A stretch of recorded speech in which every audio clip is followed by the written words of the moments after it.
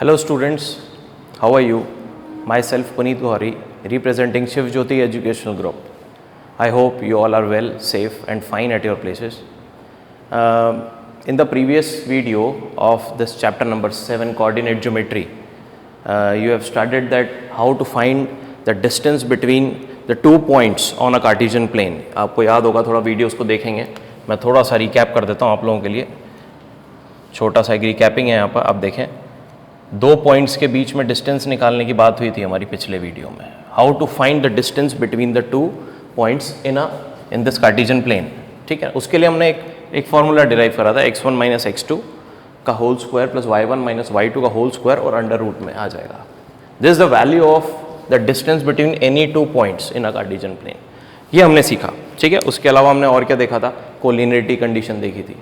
तो उससे आगे बढ़ते हुए इसके पार्ट 2 जो हम बना रहे हैं उसमें हम देखेंगे कि सपोज हमारे पास कार्टेशियन प्लेन है. ठीक, इसमें हमने क्या करा था, डिस्टेंस की बात हुई थी पहले. अब हम क्या करेंगे, सपोज एक पॉइंट, ये 2 पॉइंट है और ये एक लाइन हमने ड्रॉ करी. ठीक, x1 y1 और x2 y2. इसमें तो कोई डाउट था ही नहीं, पहले भी था ये पॉइंट तो जब डिस्टेंस निकालते थे.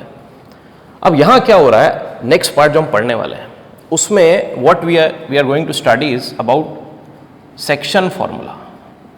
कौन सा फॉर्मूला पढ़ रहे हैं हम, सेक्शन फॉर्मूला. सेक्शन का मतलब क्या, जैसे आप लोग पढ़ते हैं क्लास में 10th A, 10th B, 10th C, section होते हैं ना अलग अलग, हो तो सब 10th क्लास में, but you have been divided into different sections. Means किसी भी लाइन का जब किसी पॉइंट के थ्रू डिवीजन हो रहा है, मतलब इस पॉइंट पे अगर मैं कहूं कि ये लाइन डिवाइड हो गई 2 पार्ट्स में, डिवाइड करना, that is called section formula. तो जब हम यहां पर किसी पॉइंट से, ये 2 पॉइंट, इस पॉइंट से एक लाइन मैंने ड्रॉ करी और इस पॉइंट से ये लाइन 2 हिस्सों में डिवाइड हो गई, तो क्या हो रहा है, इसके कुछ कोऑर्डिनेट होंगे x, y और इस लाइन का कुछ स्पेसिफिक रेशियो होगा. जैसे हम m1 और m2 मान लेते हैं थोड़ी देर के लिए.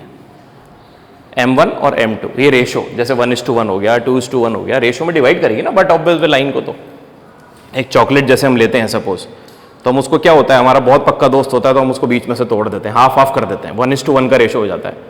और कोई ऐसे ही मान लो कोई आ गया तो हमने उसको एक पीस तोड़ के दे देते हैं, तो रेशो हमने 3 पीस रख लिए, एक पीस उसको दे दिया 4 में से. Got it. तो वो डिपेंड करता है कि हमने किस रेशो में इस लाइन को डिवाइड किया. तो एक यहाँ पे टर्म्स क्या क्या यूज हो रही हैं, m1 m2, ये कौन है, रेशो है. x, y कौन सा पॉइंट है जो इस लाइन को क्या कर रहा है, एक स्पेस इस पॉइंट को डिवाइड कर रहा है. Got it. और ये 2 पॉइंट हैं जिनसे वो लाइन जो हमारी ज्वाइन हो रही थी वो इस पॉइंट द्वारा डिवाइड हो रही है, ये 2 x1 y1 x2 y2. Got it. तो what is section formula. Section formula is used to find the coordinate of this point. वैसे तो हम कुछ भी निकाल सकते हैं, और भी मेजर्स हैं हमारे पास, देखना क्या क्या है. तो x, y सपोज मेरे को निकालना है. x, y का मतलब ये वाले कोऑर्डिनेट x, y. तो यूजिंग सेक्शन फॉर्मूला, इसका हमारे पास डेरिवेशन भी है, एनसीईआरटी में दे रखा है. एक बार आप उसको गो थ्रू होंगे समझ में आएगा. मैं डायरेक्ट यहाँ पे फॉर्मूला डिस्कस कर रहा हूँ. m1 x2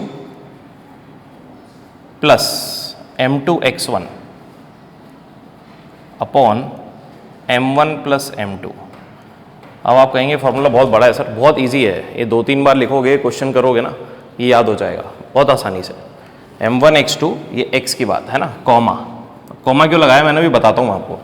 m1 y2 plus m2 y1 upon m1 plus m2. अब देखो ये है क्या, ये रिप्रेजेंट कर रहा है, ये वाला पार्ट है ना, ये जो दिख रहा है आपको, ये x वाले कोऑर्डिनेट को रिप्रेजेंट कर रहा है. इसका मतलब क्या है कि ये जो x हमारा मिलेगा हमको, वो इसको सॉल्व करने पे जो वैल्यू आएगी, जो भी वैल्यू आती है, 1 आती है, 2 आती है, 3 होती है, -1, कुछ भी फ्रैक्शन में आती है, वो वैल्यू इस x कोऑर्डिनेट की होगी. ऐसे ही इसकी y की जो वैल्यू है, ये वाली वैल्यू, ये जो हमारी सेकेंड वाली है, इसलिए मैंने कॉमा लगाया था बीच में. यानी this x, y is actually this x, y. ये x की वैल्यू, ये y की वैल्यू.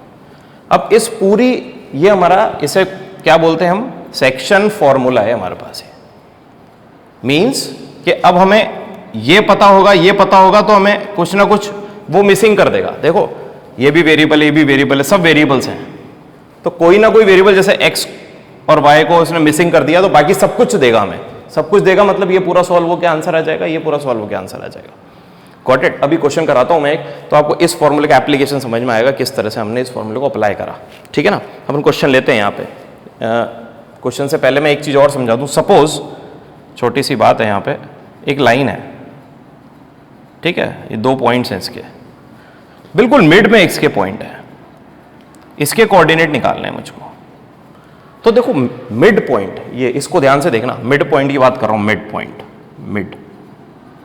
मिड पॉइंट से क्या पता चलता है हमको कि ये जो रेशो है वो क्या होगा। अगर मैं बीच में से तोड़ दूं चॉकलेट को, तो रेशो क्या होगा, 1:1, बराबर बराबर होगा दोनों का, 1:1, यानी m1 की वैल्यू भी 1 हो गई और m2 की वैल्यू भी 1 हो गई। आप समझो, यहां पे रखो, अब देखो m1 m2।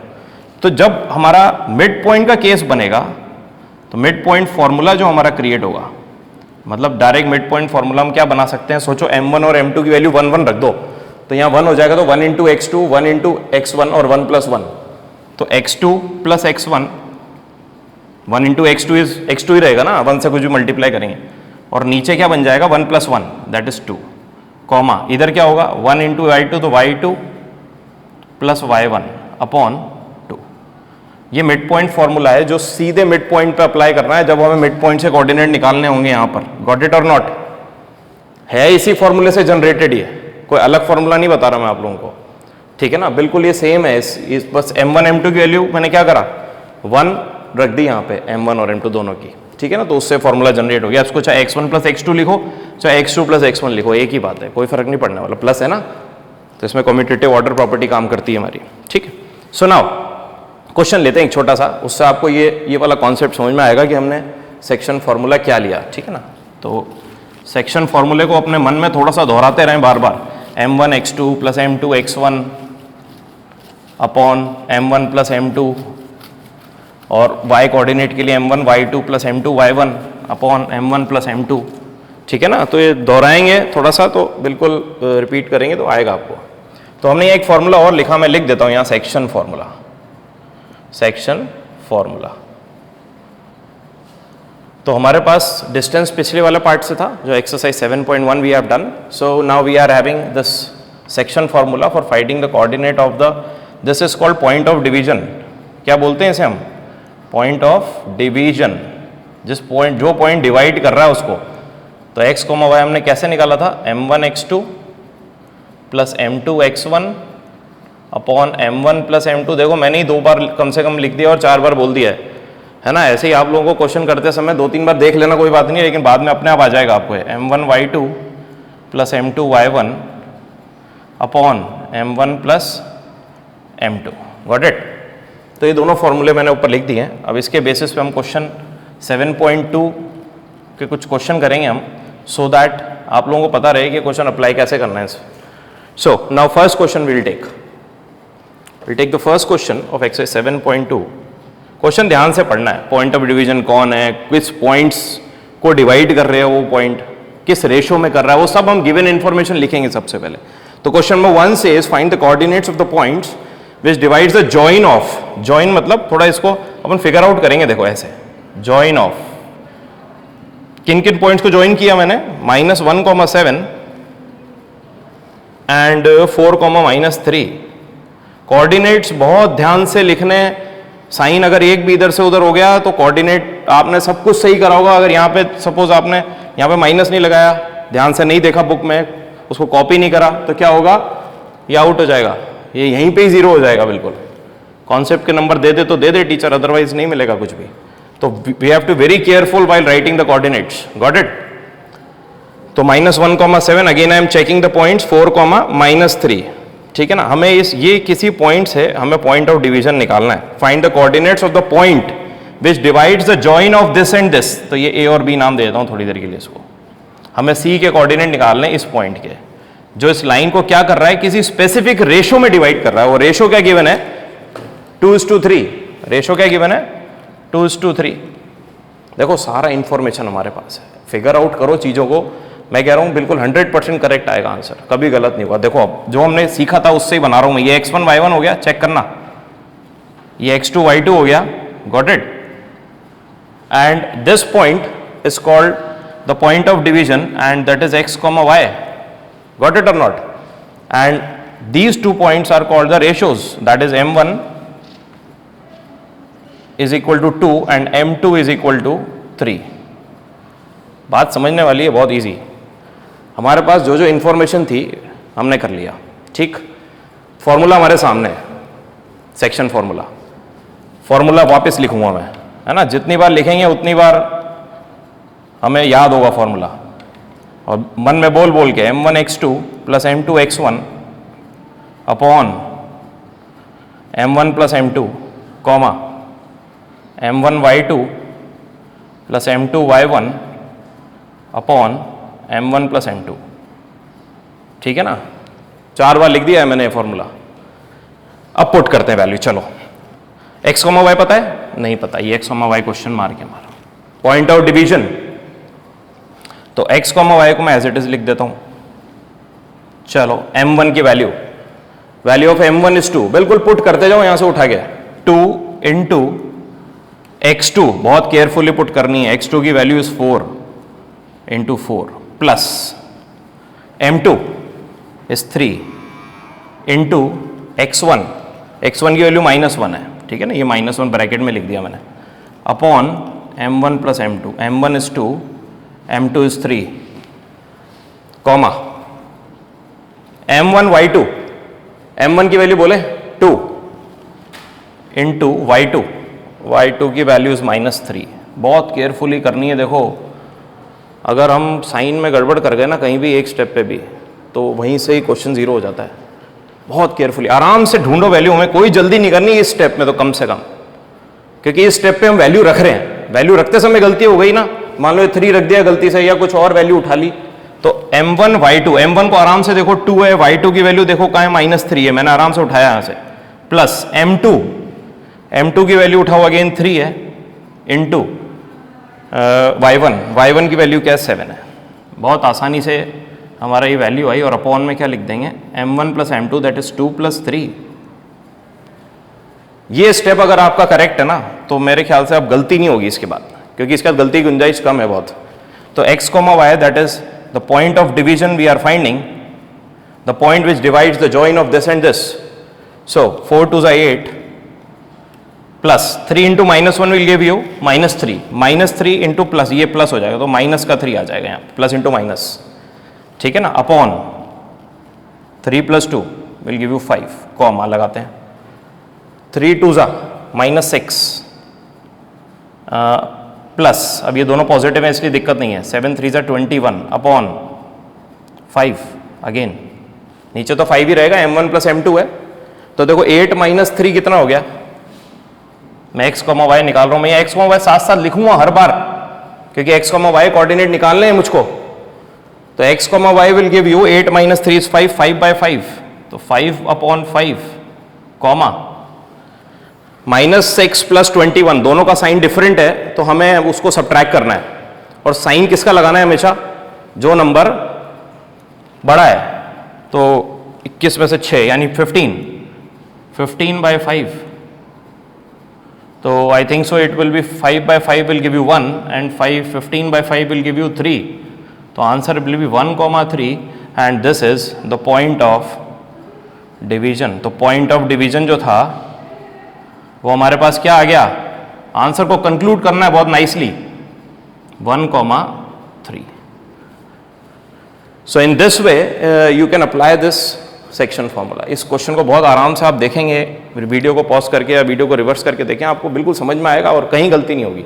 हमारे पास पूरा यही कहानी है. ठीक है ना. नाउ एक क्वेश्चन और लेंगे हम, उसमें थोड़ा सा कॉन्सेप्ट में, जिसमें अब सपोज रेशो हमको, अभी तो हमें ये पॉइंट ऑफ डिवीजन था, सीधा फॉर्मूला पुट कर दिया. ठीक है, अब एक क्वेश्चन लेते हैं जिसमें सपोज रेशो हमको गिवन नहीं है. रेशो का मतलब जो रेशो, जिस रेशो में वो पॉइंट डिवाइड करता है.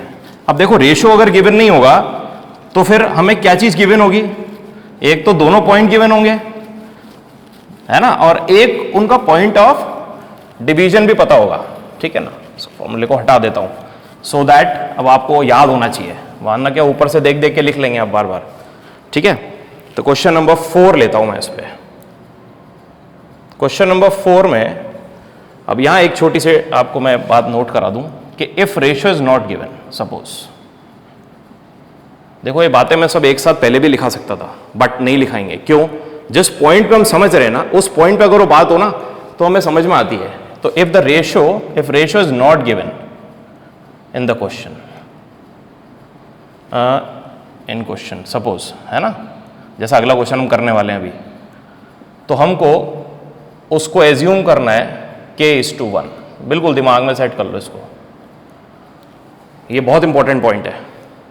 k:1 मानना है जब भी रेशो नहीं गिवन होगा क्वेश्चन में, यानी हमको रेशो फाइंड करना होगा तो k:1 के रेशो में लेना है, यानी k तो m1 की वैल्यू रिप्रेजेंट करेगा और 1 को थोड़ी देर के लिए m2 मान लेंगे, हम थोड़ी देर के लिए मान लेते हैं उसको, ठीक है ना, m1 और m2 हो जाएंगे दोनों। तो क्वेश्चन नंबर 4 अपन करते हैं जिसमें रेशो की बात चली है। Question number 4, we have to find the ratio in which the line segment joining the points. तो पॉइंट्स कौन कौन से ज्वाइन हो रहे हैं पहले तो वो ज्वाइन करता हूं मैं, इसको फिगर आउट करो, कभी भी दिक्कत नहीं आएगी तुम्हें। -3, 10, ठीक है ना। और दूसरा पॉइंट कौन सा है? 6, -8, 6, -8। We don't know the point of division, तो पॉइंट ऑफ डिवीजन पता है, सॉरी हमें रेशो नहीं पता। तो पॉइंट ऑफ डिवीजन क्या दे रखा है? Is divided by -1,6। -1,6 से ये डिवाइड हो रहा है, ये लाइन, ये दोनों पॉइंट जो हमने ज्वाइन करे तो एक लाइन बनी, वो लाइन इस पॉइंट ऑफ डिवीजन से क्या हो रही है? डिवाइड हो रही है, यानी ये पॉइंट ऑफ डिवीजन भी हमें गिवन है। कमाल देखो, अब देखो ये गिवन है, ये गिवन है, ये गिवन है, तो ये तो मिसिंग, ऑब्वियस बात है, होना ही पड़ेगा ना उसको, वरना कैसे चलेगा काम? सब कुछ ही दे देगा तो निकालेंगे क्या फिर हम, ठीक है ना। तो क्या करेंगे हम, अब ये जो रेशो मैंने अभी अभी आपको यहां समझाया है कि रेशो को क्या मानना है हमें? k:1। तो k तो m1 हो गया, तो हमें पास देखो वैल्यू क्या हुई? x1 y1, बिल्कुल मैं वैसे ही लिख रहा हूं जैसे मैंने पहले लिखा, मैंने कोई चेंजेस नहीं करे इसमें। गॉट इट और not? x1 y1, this is x2 y2 and this is x, y, जैसा हम लेते आ रहे हैं बिल्कुल वैसे ही। और ये m1 हो गया और ये m2 हो गया, ठीक। फॉर्मूला हमारे पास सेक्शन ही है अभी भी, उसी में ही मिसिंग फिगर्स को हम निकालेंगे। तो again using section formula, using section formula. मैं एक बार और लिखूंगा, देखो बार बार लिखूंगा मैं, आदत है मेरी, तो यू हैव टू बी, आपको आदत में लेके आनी पड़ेगी ये चीज के फॉर्मूला ऐसा नहीं है कि सर हमें तो याद है, याद हो गया, हम डायरेक्टली वैल्यू पुट करेंगे, नहीं। फॉर्मूला जितनी बार लिखेंगे उतनी बार लिखना है हमें। m1 x2 plus m2 x1 upon m1 plus m2, comma बोल बोल के मन में, है ना, तो याद होगा वो, m1 y2 plus m2 y1। और मेरा बिल्कुल, मैं आपको इस बात को कह सकता हूं कि आप जब वीडियो खत्म होगा तो आपको ये फॉर्मूला याद होगा 100%, ठीक है ना। तो ये m1 x2 plus m2 x1 upon m1 plus m2, m1 y2 plus m2 y1 upon m1 plus m2, ठीक। अब ये हमारे पास फॉर्मूला है, just we have to put the values from here, यहां से वैल्यू उठानी है और यहां पुट करनी है जो जो पता है। तो x, y, देखो x, y is called point of division, वो पता है हमें कितना है, -1,6। बहुत ध्यान से समझना अब इस क्वेश्चन को, -1,6 यानी x, y पता है, इजिकल टू का साइन लगा दो, इस फॉर्मूले में पुट कर रहा हूं मैं, ठीक। ब्रैकेट लगाया मैंने, m1 की वैल्यू उठाओ, m1 कितना है? k। इसको m1 m2 से भी कर सकते हैं हम क्वेश्चन को, कोई प्रॉब्लम नहीं है, उससे भी आंसर आ जाएगा, बट हम इसको कैसे करेंगे? k:1 से करेंगे, इजी होगा हमारे लिए। तो k into m1 into x2, x2 कितना है? देखो x2 6, ये 6 लिख दिया मैंने, plus m2, m2 is 1 into x1, x1 कितना है? ये x1 की वैल्यू -3, ये -3 लिख दिया, upon m1 plus m2 that is k plus 1, comma आगे चलते हैं, m1 y2, तो m1 की value again k into y2, y2 की value -8, m1 y2 plus m2 y1, m2 again is 1। कुछ नहीं करना, वैल्यूज पुट करनी, बहुत केयरफुली करना है। ये स्टेप मैंने पहले ही बताया था आपको, वैल्यू पुट करने वाला स्टेप सबसे इंपॉर्टेंट है, वहां गलती होगी तो पूरा गलत हो जाएगा नीचे, है ना। तो m1 y2 plus m2 y1, y1 is 10, ये 10 आ गया, अपॉन k प्लस 1। अब देखो -1,6 तो इधर चल ही रहा है, मैंने आपको शुरू में भी एक बात बताई थी कि ये वाला जो पॉइंट है ये किसको रिप्रेजेंट करता है और ये वाला पॉइंट इधर किसको रिप्रेजेंट करता है ना। अभी वापस बताऊंगा मैं आपको ये बात। चलो k इंटू 6 से 6k प्लस इंटू माइनस तो -3 हो जाएगा upon k plus 1 comma -8k plus 10 upon k plus 1 value put करी बस। अब यहाँ आने के बाद हम हैंग हो जाते हैं। यहाँ आने के बाद क्या होगा, अब हम रुक गए। क्यों रुक गए? क्योंकि हमारे पास यहाँ सॉल्व करने के लिए अब कुछ नहीं है, क्योंकि 6k - 3 हो नहीं सकता है ना, आप वेरिएबल है ना यहाँ बीच में। तो अब हम करना क्या है, ये स्टेप के बाद यहाँ पता है देखो हमको ये पॉइंट, और मैंने तुमसे कहा था जो इसका x वाला पार्ट है वो इसके x को रिप्रेजेंट करेगा। ये x, y लिखा है मैंने एक्चुअली, जो यहाँ है वो सॉल्व होके ये आ रखा है, और ये जो नंबर है वो इसको सॉल्व होके आएगा। तो 6 जो है वो इसको रिप्रेजेंट करेगा। ये बात दिमाग में बिल्कुल क्लियर कट हो जानी चाहिए आपके, कि बिल्कुल इस तरह से जाएगी। तो व्हाट वी विल डू, मैं ऊपर का रब करता हूँ, ठीक है ना, so that you will be able to understand कि हमें करना क्या है अब। ठीक है, कंपेयर कर रहे हैं अपन। कंपेयर कैसे करेंगे अब हम? -1, तो हम लिखेंगे क्या, कंपेयरिंग एब्सिसा। एब्सिसा पता है ना सबको, ये एब्सिसा जो है एक्स कोऑर्डिनेट का नाम है एक।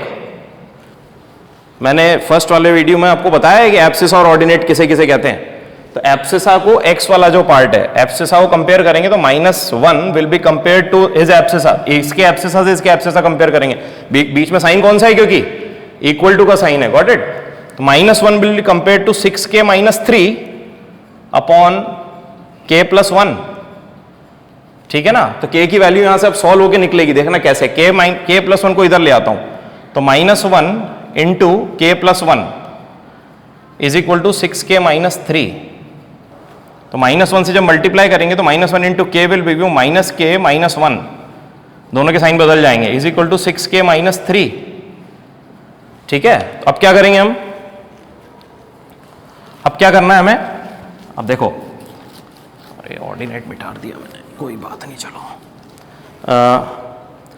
-k 6k को इधर ले आता हूं, -6k इज इक्वल टू -3, ये 6k को इधर ले आया और -1 को उधर लेके जाऊंगा तो +1 हो जाएगा, उधर जाएगा तो -7k is equal to -2, minus से माइनस गया तो k की वैल्यू क्या आ गई, 7 को नीचे ले जाएंगे, 2/7। k की वैल्यू क्या है हमारे पास, 2/7, और रेशियो हमारा था k is to 1, तो we can say that 2/7 is to 1। और 2/7 is to 1 को कैसे लिखते हैं, 2 is to 7 रेशियो हो जाएगा। अगर ऐसे दिक्कत आती हो तो एलसीएम देखो लो इसका, तो 7 मल्टीप्लाई होगा ना इधर, 2 is to 7 कैसे बना, ये 2 is to 7 में 7 को वापस नीचे ले आऊंगा, दोनों तरफ देखो रेशियो क्या होता है, जिसमें दोनों तरफ डिवाइड भी कर सकते हो, दोनों तरफ मल्टीप्लाई भी कर सकते हो। तो मैंने इन दोनों रेशियोज को 7 से मल्टीप्लाई कर दिया, तो ये 7 से 7 तो कट जाएगा और इधर 7 आ जाएगा। तो 2 is to 7 is the ratio in which that point has divided the line. Got it or not? ये समझ में आई नहीं आई बात? अच्छा, इसमें y वाला जो कोऑर्डिनेट था, y वाला कंपैरिजन करते ना हम, तो उससे भी आंसर यही आना था, 2 is to 7। Got it or not? ठीक, तो इस तरह का क्वेश्चन जिसमें रेशियो नहीं गिवन होता ना, तो हमें क्या क्या पॉइंट हमने सीखे, देखो पहला है डिस्टेंस फॉर्मूला हमने सीखा था फर्स्ट वीडियो में, वो हमें याद होना चाहिए, डिस्टेंस फॉर्मूला। ठीक है, सेकंड हमने बात करी थी सेक्शन फॉर्मूला, और सेक्शन फॉर्मूला में हमने क्या देखा था अभी, m1 x2 वाला जो, और इसी में हमने मिड पॉइंट फॉर्मूला भी सीखा था, मिड पॉइंट फॉर्मूला इसी से ही बना वो। ठीक है ना। अच्छा, इसमें एक बात और हमने सीखी कि रेशो अगर गिवन नहीं होता, if ratio is not given, if ratio is not given, अगर रेशो गिवन नहीं है तो हमें क्या एज्यूम करना है उसको, k is to 1। देखो ये सारे ऐसे पॉइंट्स हैं जो आप जब एंड में बैठोगे ना तो आपको पता चलेगा यार इस पॉइंट्स के बेस पे बहुत सारे क्वेश्चंस हमारे मतलब कर पा रहे हैं हम लोग सॉर्ट आउट। ठीक है ना। अब एक छोटी सी एक बात और मेरे को आपको समझानी है यहाँ पर, वो ये है कि 7.3 एक्चुअली आप लोगों का अभी एरिया ऑफ ट्राइंगल वाला पार्ट इसमें हट गया था, लेकिन मैं फिर भी थोड़ा सा उसको बता देता हूँ कि एरिया ऑफ ट्राइंगल का फॉर्मूला क्या है, और उसमें कोलिनिटी कंडीशन लगती है, कोलिनियर की। एरिया ऑफ ट्राइंगल मैंने वहाँ भी बताई थी वैसे आपको, एरिया ऑफ ट्राइंगल 0 हो जाता है if points are collinear, points are collinear. यानी अगर पॉइंट्स एक ही लाइन में लाए कर रहे हैं तो कॉमन सेंस है बेटा, इसमें कोई हम वो नहीं लगा रहे, मैथमेटिकल टर्म नहीं है। अगर 3 पॉइंट एक ही लाइन में लाए कर रहे हैं तो ऑब्वियस बात है ट्राइंगल कैसे बनाओगे इससे, बताओ मुझको। ज्वाइन करोगे तो एक स्ट्रेट लाइन ही आएगी ना, तो ये क्या हो गया, कोलिनियर पॉइंट्स में एरिया तो होगा ही नहीं जनरेट, तो एरिया ऑफ ट्राइंगल क्या हो जाएगा इस केस में, 0 हो जाएगा, ठीक है ना। तो अब एरिया ऑफ ट्राइंगल का एक छोटा सा फॉर्मूला है, वो मैं आपको लिखवा तो देता हूं, याद कैसे करना है वो भी समझा देता हूं। देखो हाफ बेसाइड पढ़ा था ना, तो हाफ तो लगाना है बाहर, पॉजिटिव आएगा हमेशा एरिया, ध्यान रखना है। लिखने का तरीका देखना, इतना आसानी से याद होगा। x लिखो, फिर ब्रैकेट में y लिखो, y माइनस y, फिर प्लस करके x लिखो, फिर ब्रैकेट में y माइनस y लिखो, और फिर ब्रैकेट में ये x लिखो बाहर और y माइनस y लिखो। 3 बार लिखना है क्योंकि 3 वर्टिसेस होती है ना ट्राइंगल की, x1 y1 x2 y2 x3 y। अब देखो यहां से गिनती गानी है, कुछ नहीं करना। गिनती कैसे गाते हैं हम, 1 2 3, 1 2 और 3, गाना था ना 1 2 3 वाला गाना, ऐसे 1 2 3। अब देखो x पे 1 आ गया यहाँ पे, तो x पे 2 से स्टार्ट करेंगे। यहाँ 2 के बाद क्या आता है 3, और 3 के बाद क्या आता है 4, नहीं लिखना, ये ट्राइंगल की बात चल रही है ना, तो 4 नहीं आता उसमें। 3 के बाद वापस रिवर्स क्या मारेगा, 1 करेगा, 3 के बाद वापस घूम के आ जाओ पीछे 1। अच्छा x2 है, अब 2 के बाद x पे 3 लगा दो यहाँ पहले। अब 3 के बाद क्या आता है 1 और 2, 3 1, और यहां सबसे ज्यादा गलती होती है बच्चों से, बहुत केयरफुल होना है यहाँ पर। यहाँ बच्चे y2 माइनस y1 कराते हैं। मैं आपको यह गलती इसलिए बता रहा हूं क्योंकि ये गलती बहुत कॉमन है, और एक फॉर्मूला लिखते समय गलती हो गई ना तो यही 0 हो गया, मतलब कुछ सब कुछ करते रहो नीचे, फिर कुछ नहीं मिलने वाला। Got it. तो हमें बहुत केयरफुल रहना है इस पॉइंट पे, x y1 माइनस y2 वाले पे, ठीक है ना। गॉट इट और नॉट। तो एरिया ऑफ ट्राइंगल का ये फॉर्मूला है, मतलब जो हमारी ट्राइंगल की 3 वर्टिसेस होंगी, x1 y1 x2 y2 और x3 y3, उन पॉइंट्स को हमें क्या करना है, यहां पुट करना है बस। अगर ये एरिया 0 आ जाता है तो पॉइंट्स कोलिनियर है, और अगर ये एरिया कुछ वैल्यू आती है तो वो एरिया हो गया ट्राइंगल का, मतलब ट्राइंगल फ्रेम हो सकता है। इसलिए वहां मैंने आपको जो फर्स्ट वीडियो में बताया था, तो ये कहा था एरिया ऑफ ट्राइंगल जो है वो 0 होता है, जो पॉइंट्स क्या होते हैं, कोलिनियर होते हैं। बात समझ में आई नहीं आई? तो ये बहुत इंपॉर्टेंट पार्ट है, तो आप इसको थोड़ा ध्यान से देखें और उसकी प्रैक्टिस करें 7.2 एक्सरसाइज की। I hope you have understood this concept of section formula, and आप लोग अपने घर पे पढ़ाई करें, खूब प्रैक्टिस करें, है ना। Very thank you very much, and do take a very good care of yourself. Thank you.